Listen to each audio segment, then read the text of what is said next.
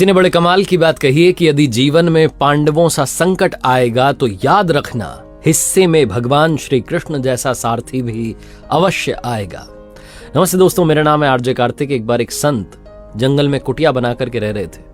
बहुत सालों से वहां तपस्या कर रहे थे, आराधना कर रहे थे, प्रभु की प्रतीक्षा कर रहे थे। भगवान श्री कृष्ण के बड़े भक्त थे, लेकिन भगवान के दर्शन नहीं मिल रहे थे। एक बार एक शिकारी उस जंगल में आया। उस शिकारी के लिए वो जो जंगल था वो नया था। उसे किसी ने बताया था कि इसमें बड़े जानवर हैं, तो वो पहुंच गया था शिकार की तलाश में। उसे कुटिया दिखाई दी। उसने जाकर के दरवाजा खटखटाया कि थोड़ा भोजन मिल जाएगा, पानी वानी पी लेंगे। तो अंदर से बाबा जी निकले। बाबा जी ने उससे पूछा कि भैया कौन हो? तो उसने कहा मैं शिकारी हूँ। साफ साफ बता दिया, शिकार करने आया हूँ। मुझे किसी ने बताया कि घना जंगल है, बड़े सारे जानवर है, मैं शिकार करने के लिए पहुंच गया। उसने बाबा जी से पूछा कि आप कौन है, क्या कर रहे हैं? तो बाबा जी ने बता दिया मैं संत हूँ, तपस्या कर रहा हूँ। फिर उसने पूछा कि मतलब क्या करते क्या है आप? उस शिकारी को ज्यादा इसके बारे में जानकारी नहीं थी, उसका काम ही यही था, बस वो तो जानवर पकड़ता था। तो बाबा जी ने कहा क्या समझाऊं इसको? तो बाबा जी ने कहा कि भैया मैं भी आप ही की तरह शिकार करने आया हूं, मैं भी शिकारी हूं एक तरीके का, लेकिन मेरा शिकार मिल नहीं रहा है। बहुत प्रतीक्षा कर रहा हूं, बहुत सालों से इंतजार कर रहा हूं। शिकारी ने पूछा कि मतलब कैसा दिखता है आपका शिकार? मैंने बड़े बड़े पकड़ लिए हैं, आप टेंशन मत लीजिए। कैसा दिखता है आपका शिकार, बताइए मुझे बहुत अनुभव है। बाबा जी ने सोचा अब क्या बताऊं इसको, कैसा दिखता है, क्या बोलूं।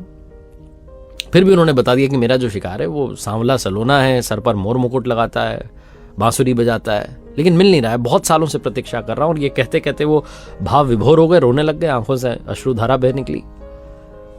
वो जो शिकारी था वो भी इमोशनल हो गया। उसने कहा बाबा जी रो क्यों रहे आप, ऐसी क्या बात हो गई? मुझे बहुत वर्षों का अनुभव है, आप चिंता मत कीजिए, आपके शिकार को पकड़ के लाऊंगा। और आज मैं प्रतिज्ञा करता हूं, वैसे तो मैं पानी पीने आया था, भोजन करने आया था आपके यहाँ, लेकिन आज प्रतिज्ञा करता हूं कि जब तक आपका शिकार नहीं पकड़ लेता तब तक अन्न का एक दाना ग्रहण नहीं करूंगा, पानी नहीं पीऊंगा। आप देखना, अभी बस मैं गया घने जंगल में, पकड़ के लाता हूं, आप टेंशन मत लो। ऐसा बोल करके चल दिया। और वो जब जा रहा था तो बाबा जी सोच रहे थे कहां मिलेंगे इसे। मैंने क्या बोल दिया इसको कहां भगवान मिलेंगे? मैं इतने वर्षों से प्रतीक्षा कर रहा हूं, मुझे नहीं मिले। शिकारी गया, जाकर के उसने घने जंगल में जाल बिछा लिया बड़ा सा, पेड़ के ऊपर जाकर के बैठ गया, इंतजार करने लगा, प्रतीक्षा करने लगा कि वो शिकार आए, सर पर मोर मुकुट, बांसुरी बजाते हुए, सांवला सलोना। कोई आ ही नहीं रहा। एक दिन बीत गया, 2 दिन, 3 दिन, बैठा हुआ है भूखा प्यासा, बस यही प्रतीक्षा कि वो शिकार आ जाए, एक बार फंस जाए, बस लेकर के चलूं बाबा जी के पास। वो बहुत परेशान है। जब 4 दिन हो गए तो भगवान को लगा कि तो जाने वाला नहीं है, टस से मस नहीं होगा, बैठा हुआ है मेरे इंतजार में। तो भगवान स्वयं प्रकट हो गए, वही रूप जैसा बाबा जी ने बताया था, और खुद ही चलते चले आए, चलते चले जा रहे हैं, खुद आकर के जाल में फंस गए।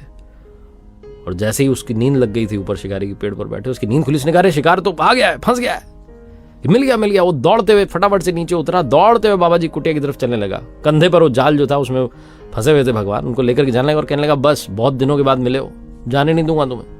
वो बहुत परेशान है, पता है तुम्हें। ले जाकर के उस जाल को वहां रख दिया। बाबा जी कुटिया के सामने दरवाजा खटखटाया, बोले मिल गया शिकार आपका।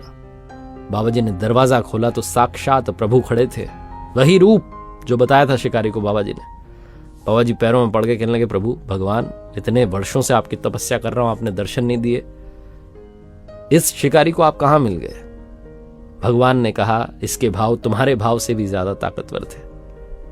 ये संपूर्ण भाव से मेरी प्रतीक्षा कर रहा था। तुम तो जब तपस्या करते थे कुछ ना कुछ ख्याल आ जाता था तुम्हें, कुछ ना कुछ विचार आ जाता था, लेकिन इसके मन में कोई विचार ही नहीं आया। 4 दिन से मेरे रूप की प्रतीक्षा कर रहा है कि ऐसा कोई दिख जाए तो एक बार लेकर के चलूं बाबा जी के पास।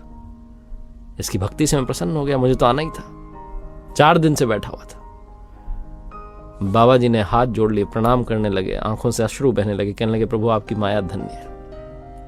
कहानी बहुत छोटी लेकिन सार बहुत बड़ा है। जीवन में अगर संपूर्ण भाव है, पहली बात तो स्पिरिचुअलिटी के, अगर मैं बात करूं स्पिरिचुअलिटी के, अध्यात्म की, तो अगर आपके संपूर्ण भाव हैं तो प्रभु भी आपको दर्शन देंगे। दूसरी बात अगर रियल लाइफ की करूं मैं, प्रैक्टिकल लाइफ की जो हम जी रहे हैं, तो अगर आपके संपूर्ण भाव हैं तो जो आप चाहते हैं वो आपको जरूर मिलेगा, बस आपका ध्यान नहीं भटकना चाहिए। एक बार फिर से वही बात जो अक्सर आपसे कहता हूं, ऊपर वाले के आशीर्वाद के साथ, अपनी मेहनत और अपनों के प्यार के साथ कर दिखाओ को जैसा कि दुनिया करना चाहे आपके जैसा। याद रखिए हर सोमवार सुबह 9:30 बजे मेरे साथ देखिए एक नई कहानी, और हर शुक्रवार सुबह 9:30 बजे देखिए मेरे साथ लर्निंग सीरीज का एक नया वीडियो।